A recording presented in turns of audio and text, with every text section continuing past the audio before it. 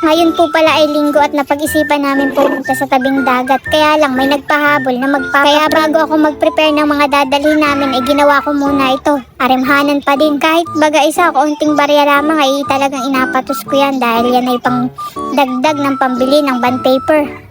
Ang lagay ay praktikalan na laang po talaga sa lagay ngayon ng panahon. Kung ikay magapatamad-tamad o di kay magapaarte-arte, ikay maputi ang mata. Kaya kahit kaunti laang po yan, nawa isang tao yan ay inagawa ko din yan dahil kailangan din ito nung taong nagapagawa sa akin. Kumbaga ay bigayan laang, kailangan ninyong isa't isa. Ay, ano na yun, ang sweet. Baka bigla po kayong magtaka na nag-iba ng aking pagkatagalog. Ako po ay tubong Marinduqueña kaya ang natural na salita ko ay ganito po.